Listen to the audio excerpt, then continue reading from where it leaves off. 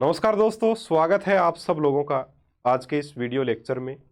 प्यारे साथियों, आज का जो हमारा टॉपिक रहेगा वो रहेगा कि बचे हुए जो 29-30 दिन हैं ग्रेड थर्ड के एग्ज़ाम में, इन दिनों में हम अपनी तैयारी को किस प्रकार से आगे बढ़ाएं कि जो अभी तक हमने मेहनत की है उसके ऊपर पानी ना फिरे। मैं सही बोल रहा हूँ, पानी नहीं फिरे। जो मेहनत अभी तक हमने की है, क्योंकि आप अगर देखें तो लेवल 1 का तो एग्ज़ाम हो चुका और लेवल 1 को सिलेक्शन भी एक बार मिल चुका है। लेवल 2 वाले बच्चे 2019 से लगे हुए हैं, 2019 से, और 2019 से अब आ गया 2023। देख लो कितना लंबा टाइम निकल गया, 4 साल। ये 4 साल की मेहनत है ना? 1 महीने में हमें खराब नहीं होने देनी है इसको। और जो बच्चे अभी 4-5 महीने से तैयारी कर रहे हैं, वो भी इन बच्चों के बराबर आ चुके हैं। अभी स्थिति ये है ना? वो भी इनके बराबर आ चुके हैं। तो अभी अंतिम एक माह में हम किस प्रकार से तैयारी को आगे बढ़ाएं कि अच्छा रिजल्ट मिले, उसी के ऊपर हमारी चर्चा रहेगी। आपका समय ज़्यादा नहीं लूँगा, चलिए सीधी बात करते हैं, है ना? सबसे पहले आपको एक काम करना है। क्या काम करना है? पहला काम यही है कि कुछ टॉपिक्स जो आपको नहीं आ रहे हैं वो छोड़ दो।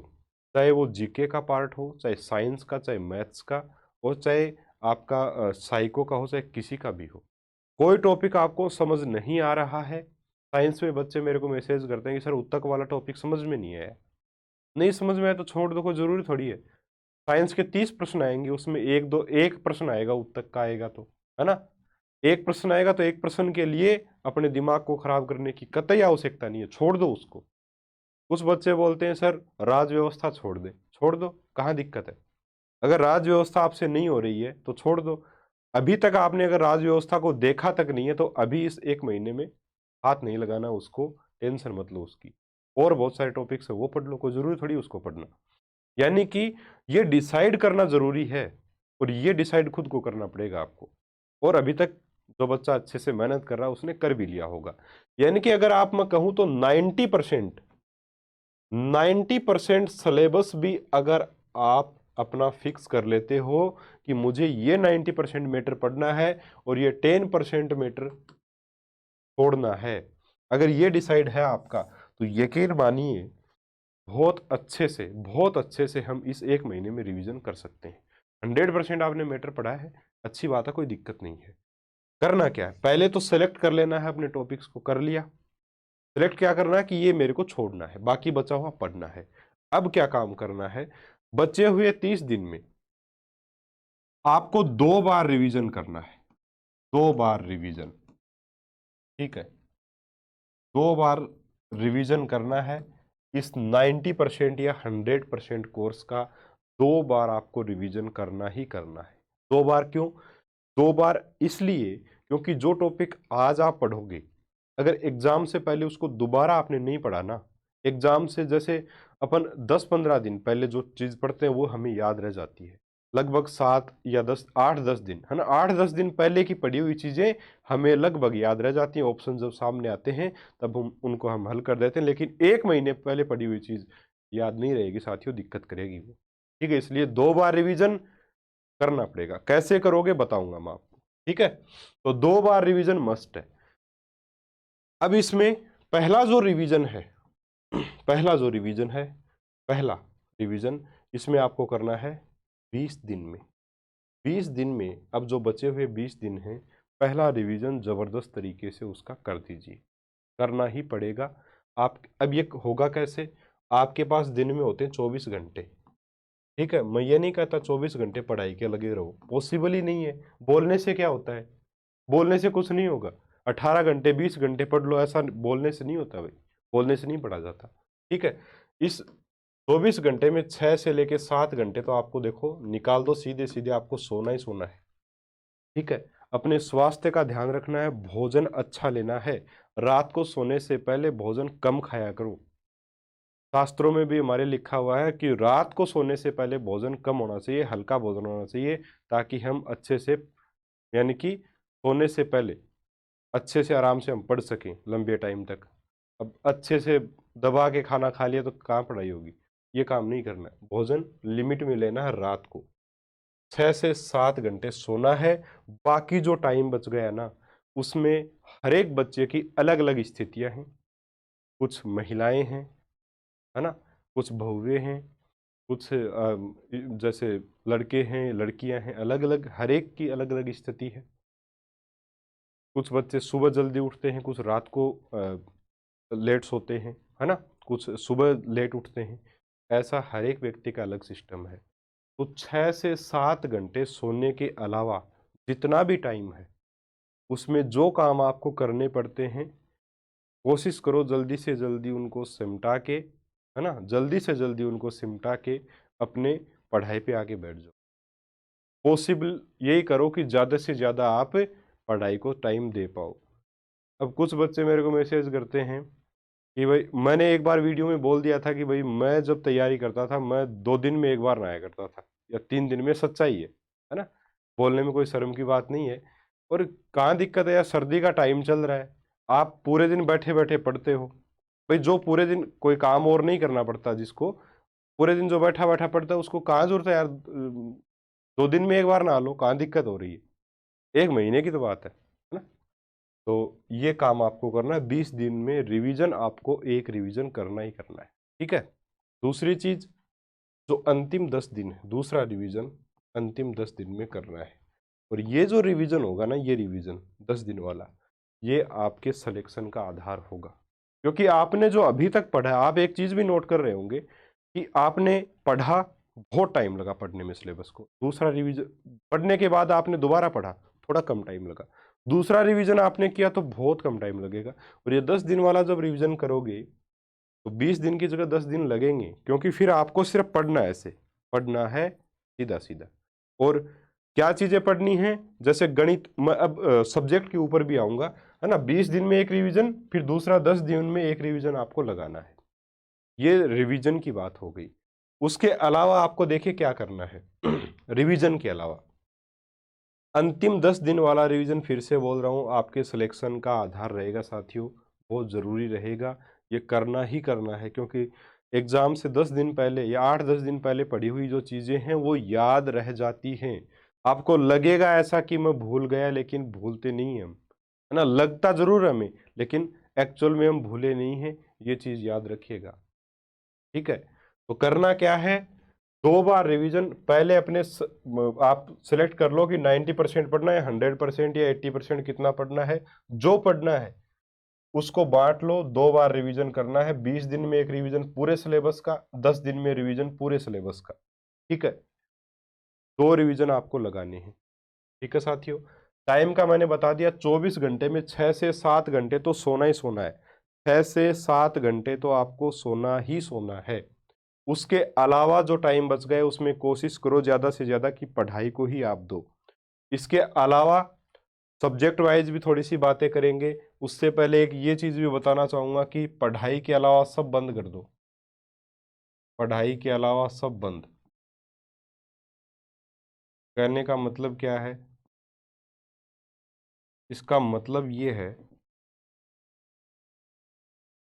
कि जितने भी सोशल मीडिया साइट्स हैं, हम आजकल सिस्टम क्या हो गया, पहले तो फेसबुक खोलते थे, उसका फिर प्रोफाइल वाला पेज खोलो, न्यूज़ फीड वाला खोलो, अलग अलग सिस्टम था पहले।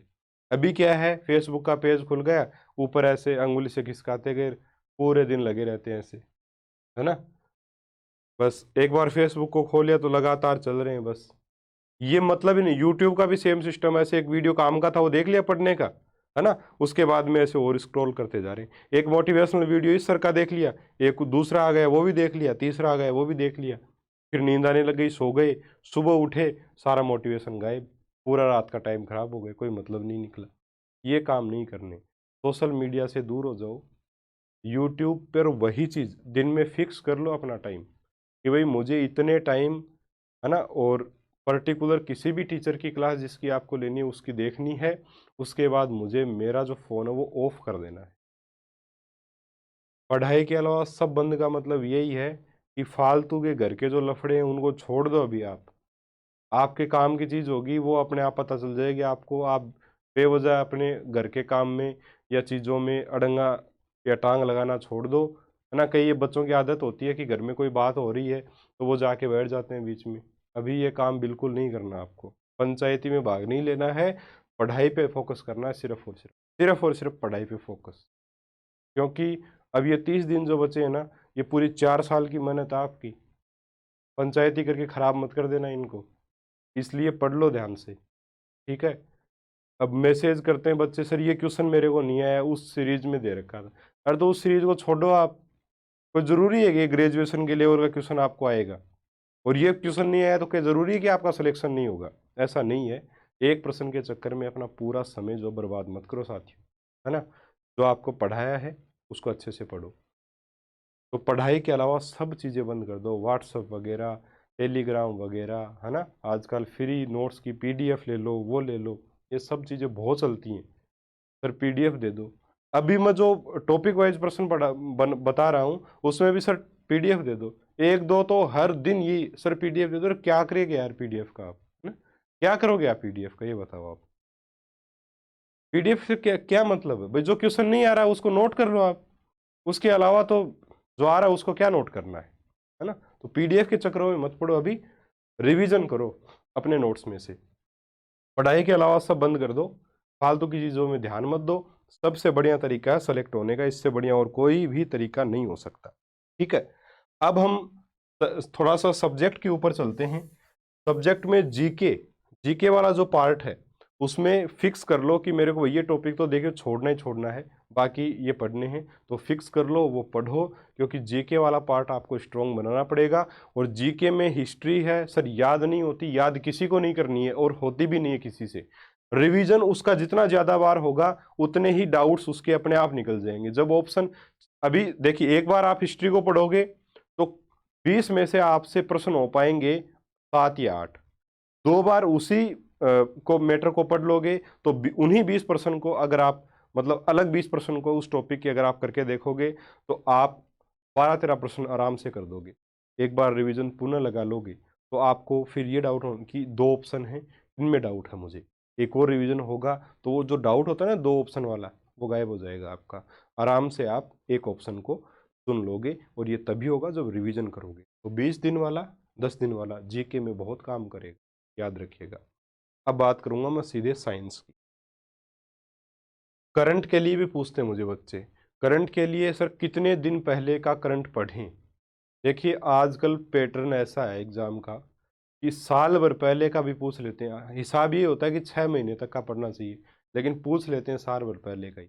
लेकिन इस ये जो अपना सिलेबस है ना, इसमें जैसे ये फ्लैगशिप योजनाएं हैं, है ना, ये नई नई लेटेस्ट ऐड होती जाती हैं, तो पॉसिबिलिटी यही है कि जो फ्लैगशिप योजनाएं है ना, यहाँ से आपका करंट का प्रश्न जुड़ के पूछा जाएगा। एक तो एक जो खेल खिलाड़ी वाला आपका टॉपिक है ना, वो ऐसे टॉपिक्स हैं जहां से आपके उस टॉपिक का भी प्रश्न बन जाएगा और करंट का प्रश्न भी बन जाएगा। तो ऐसे क्वेश्चन भी बन सकते हैं ना, तो टेंशन लेने की आवश्यकता नहीं है। कोई भी एक बुक ले लो, या आपके पास जो भी बुक है, वार्षिकांक होगा किसी का, राजस्थान से संबंधित अपने को पढ़ना है, बहुत सारी बुक्स आती हैं, अलग अलग सबकी आती हैं, कोई भी एक ले लो, सब में मैटर लगभग सेम ही है, तो उससे आपका करंट हो जाएगा, कोई दिक्कत नहीं है उससे, ठीक है। अब हम बात करेंगे साइंस की।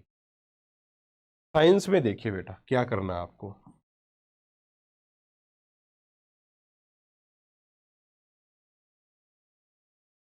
साइंस में कुछ बच्चों को दिक्कत है उत्तक वाले टॉपिक में, छोड़ दो, बिल्कुल सिरे से खारिज कर दो, छोड़ दो, कोई दिक्कत नहीं, ठीक है। किसी बच्चे को केमिस्ट्री में दिक्कत होती है, हालांकि केमिस्ट्री में कोई मैटर ही नहीं है ज़्यादा, कोई ज़्यादा मैटर नहीं है, और प्रश्न भी आसानी आएंगे। अम्ल क्षार वाले में है तो उनका यूज पूछा जाता है, मैक्सिमम यूज ही पूछा जाता है और कुछ नहीं आता। विरंजक चूर्ण पर तो बहुत प्रश्न बनते हैं भाई, है ना, खाने का सोडा, धावन सोडा, तो इनसे तो प्रश्न आ रहे हैं। बस ये कर लो ध्यान से, इनको ध्यान से पढ़ लो। अभी हाल फिलहाल के आप पेपर देखना इसके, कर्मचारी चयन बोर्ड की यहीं से प्रश्न बनाता है, तो इनको अच्छे से कर लो। बहुत कठिन पेपर नहीं बनता है साथियों, ये हमारा वहम है कि कर्मचारी चयन बोर्ड का पेपर हार्ड आता, नहीं आता, एनसीईआरटी से प्रश्न उठाता है। तब आपको ऐसे, क्योंकि एनसीईआरटी से हम फेमिलियर नहीं है उन किताबों से, तब हमें ऐसा लगता है कि यार ये प्रश्न पता नहीं कहाँ से पूछ लिया। बाकी अभी आपको पता लग रहा होगा कि एनसीईआरटी से पूछता है। तो साइंस में साथियों जहां से भी आप पढ़े हैं वो नोट्स, जो टॉपिक छोड़ना है वो छोड़ दो, उसके अलावा नोट्स पढ़ो साइंस के, जो भी हैं आपके पास, जिस भी कोचिंग के हैं, किसी के भी हो, लगभग 70% मैटर सबका सेम है और वहीं से प्रश्न बनने 70%। ठीक है, तो नोट्स अपने पढ़ो, रिवीजन करो जबरदस्त तरीके से, किताबों की तरफ अब मत भागो। वो किताब उसने लॉन्च कर दी, सर वस्तुनिष्ठ की नई बुक आई है, क्या करोगे वस्तुनिष्ठ की नहीं, एनसीईआरटी पर आधारित आ रही है, तो एनसीईआरटी फ्री में भी आपको करवा रहे हैं। दूसरा, नोट्स भी जो जितने भी कोचिंग्स ने पढ़े हैं एनसीईआरटी पर आधारित पढ़े हैं, तो क्या नया मिल जाएगा ऑब्जेक्टिव में, अरे मत घुसो इतना ऑब्जेक्टिव में। और ऑब्जेक्टिव दूसरी चीज ये है कि भाई पहले ये बुक आती, पहले तो काम की भी थी, अभी ये जो बुक आई है ऑब्जेक्टिव की, क्या मतलब है इनका, अभी सबसे बेस्ट तरीका है नोट्स जो है आपके वो पढ़ो, प्लस एग्जाम में जो आए हुए प्रश्न है ना प्रीवियस ईयर वो पढ़ो, बस उसके अलावा देखने की आवश्यकता। मैं फिर रिपीट करूंगा, इस एक महीने में जो बच्चा ये 20 दिन और 10 दिन वाला रिवीजन कर लेगा ना अपने नोट्स का, और प्रीवियस ईयर, जैसे इन 10 दिनों में तो प्रीवियस ईयर की तरफ भी मत घूमना आप, इन 10 दिनों में ऑब्जेक्टिव नहीं लगाने हैं आपको, इस 20 दिन में लगा सकते हो, इस 10 दिन में नहीं लगाने, सिर्फ रिवीजन, सिर्फ और सिर्फ रिवीजन रिवीजन रिवीजन, जितना हो सके कर दो। तो नोट्स हैं उनको पढ़ो, उसके बाद में इस 20 दिन वाले रिवीजन में इसके एमसीक्यू करो प्रीवियस ईयर वाले, कौन से, प्रीवियस ईयर के, ये काम कर लो। साइंस में सबसे बेस्ट है, इससे बेस्ट दुनिया में कोई चीज नहीं है, दुनिया में कोई चीज नहीं है साथियों, मान लो इस चीज को आप लोग, इसी पर चलना आपको, चलोगे तो सिलेक्शन पाओगे। किसी भी कोचिंग के नोट्स से पढ़ लो वो, जिनको आप लगातार पढ़ते आ रहे हो, विश्वास रखो जिससे भी पढ़े हो, नोट्स पढ़ो, एमसीक्यू प्रीवियस ईयर निकाल लो, बस बात खत्म। टॉपिक से अगले टॉपिक पे जाओ, सेम यही काम करो। 20 दिन में क्या, अपनी साइंस ऐसी है कि अपन एक एक टॉपिक, दो दो टॉपिक्स को एक एक दिन में रिवीजन कर सकते हैं, अगर हमारे पहले पढ़े हुए तो जल्दी जल्दी पढ़ के सीधे क्वेश्चन लगाए चलो। ठीक है, ये सिस्टम होना चाहिए। और मैं तो जब से पढ़ा रहा हूँ मैं बच्चों को यही बता रहा हूँ, साइंस वाले बच्चों को, नोट्स पढ़ो, प्रीवियस ईयर निकाल लो, बात खत्म। मैंने तो अपने एप्लीकेशन में भी जो दिया है मैटर, उसमें एनसीईआरटी का मैटर दिया, उसके बाद में आए हुए क्वेश्चन ही मैंने दिए हैं ज्यादातर, ताकि बच्चों का या वहां पे अच्छा एक प्रकार से उनको इस चीज का परिणाम मिल सके। आपको भी यही करना है। अब गणित की बात करें अगर हम, है ना, मैथ्स की अगर बात की जाए, तो यहां पर आपको देखिए मैथ्स में थोड़ी सी चीजें अलग होती हैं। मैथ्स में होती है प्रैक्टिस।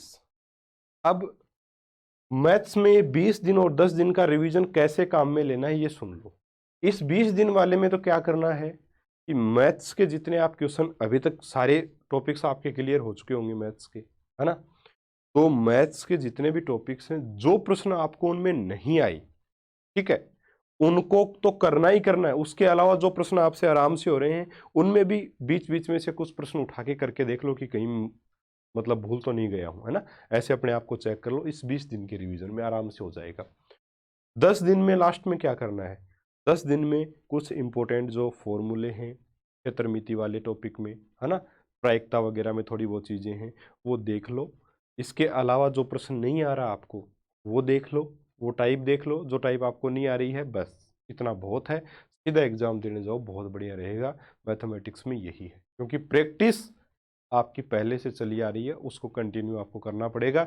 मैथ्स में ये थोड़ी है कि 10 दिन में आप सारे क्वेश्चन निकाल के रिवीजन करोगे, पॉसिबल ही नहीं है, तो है ना। तो मैथ्स में भी प्रीवियस ईयर मैंने बता रखा था, तो प्रीवियस ईयर खास तौर पे ध्यान रखना इन 20 दिनों में कि क्या टाइप इस टॉपिक से पूछी गई है और कौन सी टाइप उनमें से मुझे नहीं आ रही है, वो टाइप पे फोकस कर लो, उसको कंठस्थ कर लो, चाहे रट लो उसको कि इस टाइप का प्रश्न आएगा तो ऐसे करेंगे, पूछा जाता है, रिपीट करता है बोर्ड। तो ये मैथ्स का काम है।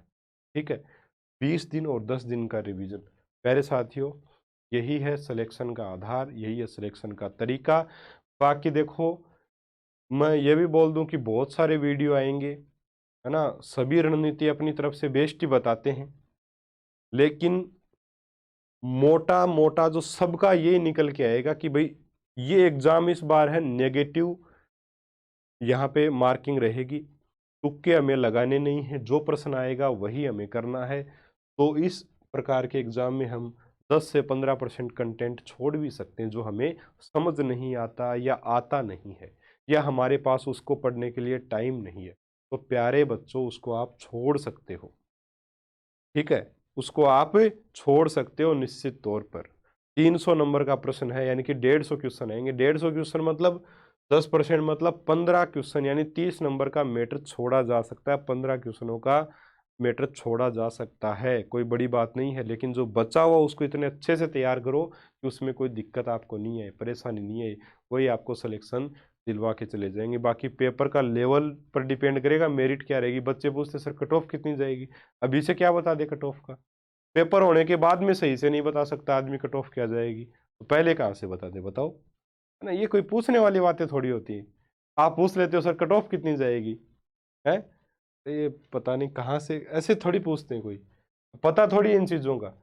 तो अपना सबसे पहले डिसाइड कर लो कितना पढ़ना है, कौन से टॉपिक छोड़ने हैं। और सबने डिसाइड भी कर लिया होगा निश्चित तौर पर। जो अपना कंटेंट जो अपने को तैयार करना है, 2 बार उसका रिवीजन लगाना, 20 दिन और 10 दिन का। ये रिवीजन मस्ट है, ये करना ही करना है। 20 दिन और 10 दिन करना ही करना है, कोई एक्सक्यूज नहीं चलता।